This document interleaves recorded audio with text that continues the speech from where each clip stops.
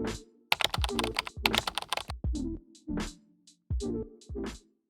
everyone, welcome back to Nutrition Made Simple, a video series that we created that takes a look at ideas surrounding natural health, and then we break them down into easy to understand and actionable steps. I'm Brian Strickland. I'm joined again today by Chris Wilson. He's a member of our staff here at Nutrition World, and his focus is really on chronic illness, mold, Lyme disease, and several other topics that are sort of like his specialty and in his wheelhouse. But today we are actually going to concentrate on mold. Now, mold is something that a lot of people may actually have or be exposed to, and they're not aware of it. It's a sneaky little booger, and that's what we're going to talk about today. We're going to cover the symptoms, some of the illnesses caused by mold if it's left untreated, some of the tests that you can do if you feel like you've been exposed to mold, and then some of the steps that you can take that just practically to help remediate it or protect yourself against it. So on that note, Chris, let's go ahead and get started. Just in general, what should people be on the lookout for with mold? Where are some of the most common places that people are exposed to it that they may not know? Great question, and thanks for having me again on your show. Love being here. Just want to put this out there as a disclaimer. As always, we're not here to treat, diagnose, or cure anything or to replace the healthcare of your licensed practitioner, so educational purposes only, but thank you for tuning in. And mold is ubiquitous in the environment, right? Mm-hmm. So it's part of nature, and I don't really believe that mold or life itself couldn't continue without mold, because mold is what helps break things down, decaying matter. Mold is the species that decomposes it back into organic matter into the earth, so that cycle can continue and what have you. But it's the toxic mold that can grow indoors. That's what is harmful to our health. The reason is out in nature. For instance, we're in eastern Tennessee, a very relative humid place. I'm coming from Texas. A lot of humidity down there on the coastline, but not so much where I was at. It was a little bit drier, a lot hotter for sure, and we didn't have your cyclical 4 seasons as predictive. You know, it's hit or miss down there, and so. Yeah. But it doesn't matter where you are, because if you have anywhere you have water source, and with our homes today, we have piping, we have piping, we have HVAC systems that all have moisture, and anywhere you have moisture, you have a possible overgrowth for mold. Yeah. So mold can be anywhere that you have water. Yeah, I think most people think like old damp basements, cellars, but it can be a little more sneaky than that sometimes too. It can hide in walls and other places that we may not even see or expect. So with that being said, with exposure to mold, or toxic mold, I guess we should say, what are some of the symptoms that people may experience with that? You know, we talked last week on Lyme and the symptoms that are with Lyme, and mold produces mold poop, so to speak, and that's the mycotoxins. These are the toxic metabolites that mold produces. They also produce biotoxins, which are these mycotoxins, yes, and they're biological organisms, much like Lyme. And so the symptoms are very overlapping to many other conditions. So your fatigue, weight gain, or I like to say weight loss resistance. So people, no matter what they try, can't lose weight. And that's something that's really big that I see. But I mean, the symptoms go anywhere from red eyes, blurred vision, itchy skin, rashes on the skin, rosacea, psoriasis, eczema. And then if you just think as like a body diagram, like if you were to see a chart and you were to picture like a body, like an anatomy, and you had different organ systems. So we think of cardiovascular, the heart. Think of atrial fibrillation, which is more so an autoimmune condition because of oxidative stress and underlying chronic inflammation. And that's what mold and these other biotoxins like Lyme, they do. It almost sounds like one of those conditions that it's all in your head, you know what I mean? Yeah. And you named off a couple of places like the basement or the cellar, the crawl space. Those are like or even the bathroom, like in the shower, the tub. Those are like your first places that you go to think of mold. And we've got like hundreds of thousands of different species of molds out there in the environment. Some of the ones that grow indoors are like your Schitarium, Stachybotrys, Penicillium, Aspergillus. Those are like the really most common ones. And Aspergillus and Stachybotrys are the two that look or appear to be black. That's what people call or deem black mold. Yeah. And all molds are harmful. And whenever they're growing in a house, they're feeding on good food for them. The drywall. They can be in the air duct system, so you're circulating these mold spores constantly throughout every home, every room of the home. Carpet, cardboard, wood, just about anything they can grow on. Insulation. Yeah. Oh yeah, insulation for sure. Just from my own personal story, I had a recock, and I think you and I have talked about this privately before too. I had to recock my bathtub. Like very frequently in close time together of like every 3 months I was having to recock my bathtub, and I was like, this shouldn't be. And so I was renting the place. I convinced the landlord, hey, I think we need to redo the bathtub and tear down the tiles and check behind it. And someone who's not mold literate, especially holistic savvy, that doesn't really know anything about alternative health, it's very hard to convince them of mold being a possible contributor to health. But for those that want to learn more about that, just go read Suzanne Summers' book called Toxic. And she talks about how she was misdiagnosed with a gastrointestinal cancer that was caused by black mold growing in her gut. Wow. And you can test for this on an organic acids test, which we can do here in store, and really look at a person's level of fungal and yeast load in their small intestine. They can look at the overgrowth in their gut to see if that's a contributor to their health. And there's more than one way to see if mold is like a chronic issue or not. But the main trigger behind this mold issue is chronic inflammatory response, where your body, because studies show there's 26% of the population has this genetic susceptibility to where they can't clear biotoxins appropriately from their body. And so the biotoxins are stuck, and they hinder so many hormonal processes, neuronal processes in the body, and they suppress the detoxification systems, they suppress the immune system, and it just, you think of all the systems that are involved in all of these organs, and they shut down. And my goodness, that's why the symptoms are so vast and so different from one person to the next. And it's why in a family of four, because of that 26% vulnerability, one person of a family of four can be completely ill and hindered in their health, whereas the other three can be completely fine in the same dwelling. Right. And so with that suppression and inflammation, I guess it would make sense that it can actually lead to disease, right? Absolutely. So what are some of the diseases that could be associated or it could lead to? Oh, there's so many. So think of the brain. The brain is, we could pick on any organ system really, but I think in our day and age, I really want to focus on the brain and the gut, our second brain, right? Just because in the year 2028, right, the entire baby boomer generation will be the age 65 and older.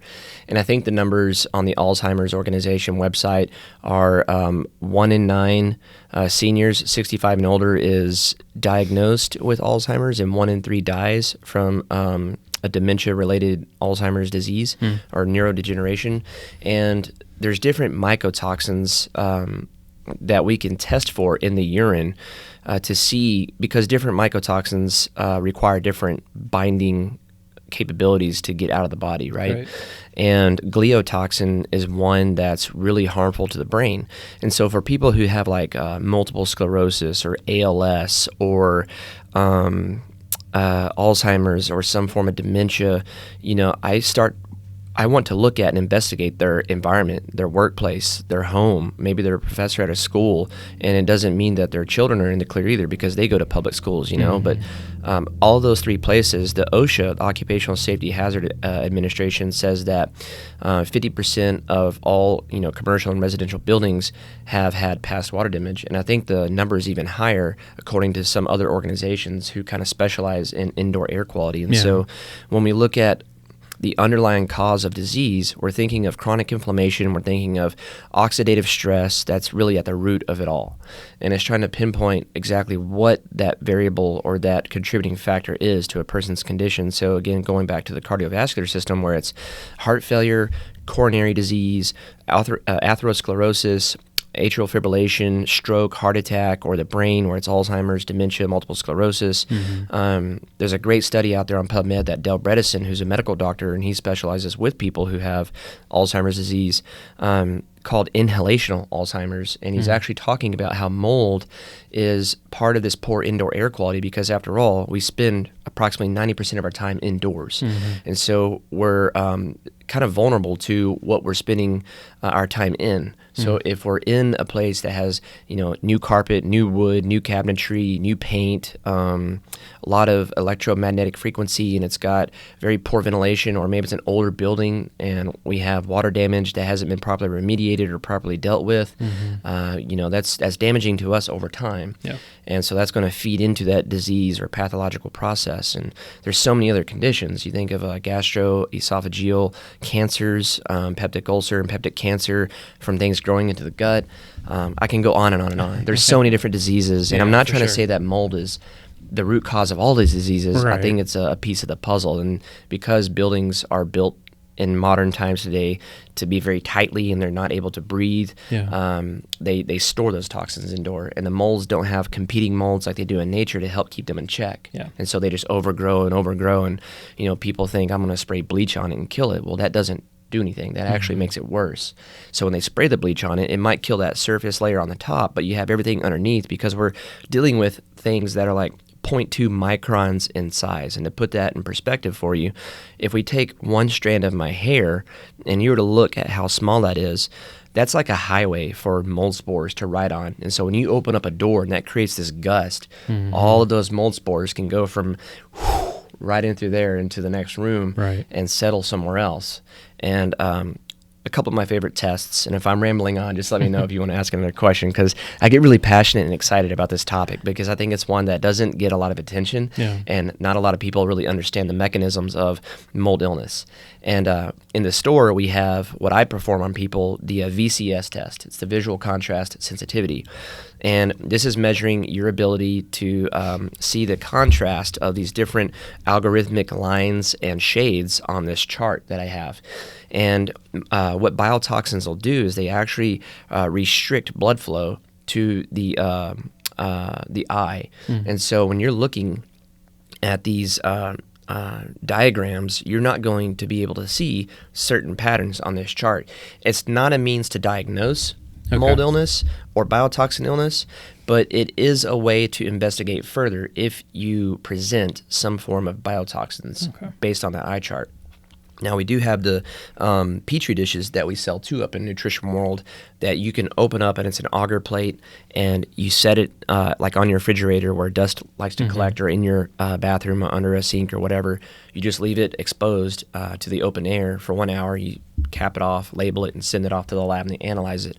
Now, I like them and I don't like them, because there's a lot of different types of testing that you have to get when it comes to mold. You need to have like something you can reference to, so outdoor mold exposure as opposed to what's indoor, because could you be bringing that stuff from outdoor indoor and it creating an issue, or is it something that's already indoor and is a problem in the first place, which is why I personally love ERMI testing. This is an FDA approved test.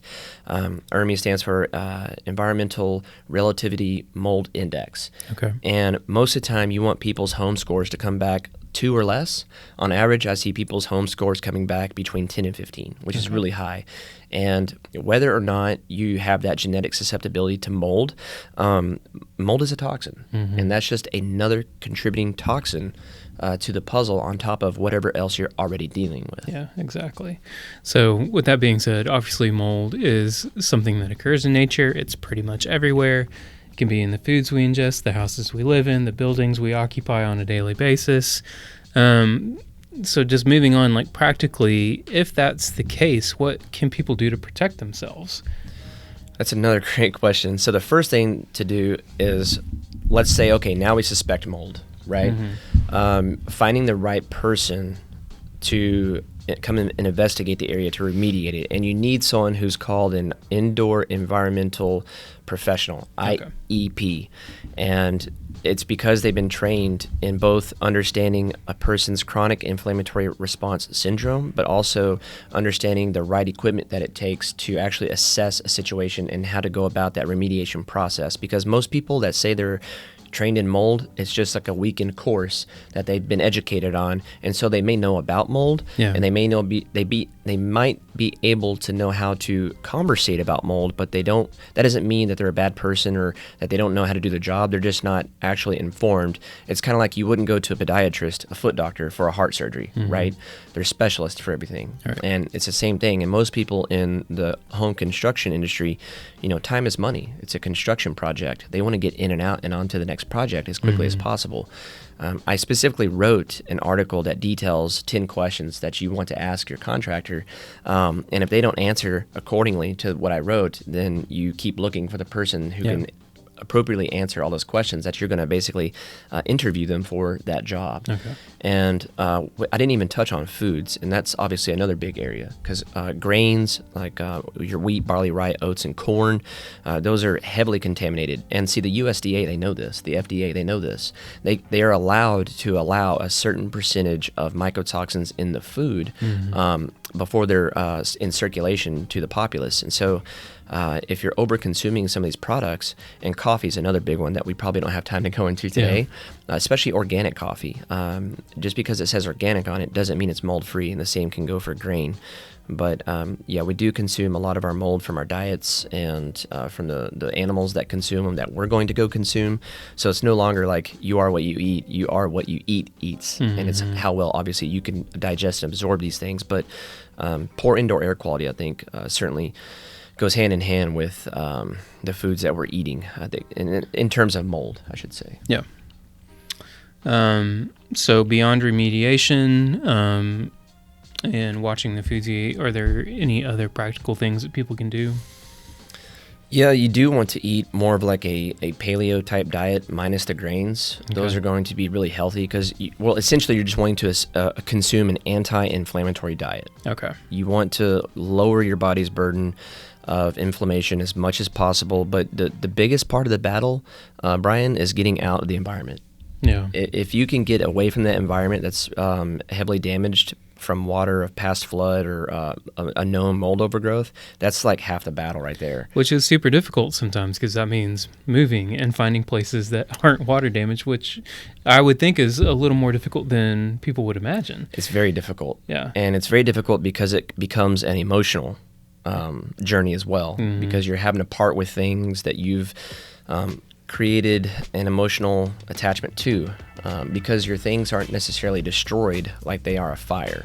So you're having to really think about, do I want to get rid of, I had to get rid of, for example, 3 library shelves worth of books, textbooks and training books that I've researched, things that I've liked to resort and reference for my own personal education. And you just have to assess, like, what's more important, my health or my belongings. And I'm not saying that you have to totally get rid of everything, because there are companies like BioBalance Now, Citrus Safe, whom we carry in the store at Nutrition World, that you can actually clean your clothes with different detergents and things to help you salvage your belongings. So you don't have to go through that process of just getting rid of everything. But sometimes, it's easier to start over from scratch. And one way to determine, and this just popped in my head, is called a mold sabbatical. And that is going away into like a really dry climate. Like my wife and I, we did this, and we kind of continue to do this once a year just to see and assess our situation. But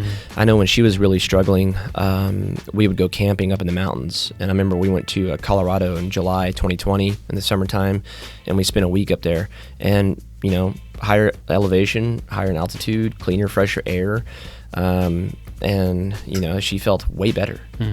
And I think, there's something to that. And so if you can feel yourself a lot better and you come back to your current situation back at home, wherever that may be, and you feel yourself, not as well as what you did, then you know that your environment is harming you and it's not healing you. And it's time to investigate further. Man, that's a lot of really useful information. Thank you, Chris. Sure. And again, obviously, this is not the be-all, end-all resource for, when it comes to mold. If you have more questions, Chris will be happy to speak with you. or if you have suspicions that you may have some sort of like toxic mold illness, he can guide you and put you in the right direction. And how do people contact you? They can come in and see me at the store at Nutrition World here in Chattanooga, or you can contact me via email, christopher@nutritionw.com. Awesome. Well, thank you for watching, everyone. We hope this was helpful. We'll be back next week with another topic with Chris.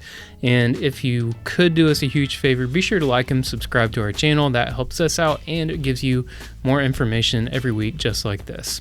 Thanks, everyone. Have a great week, and we'll see you next time. Take care.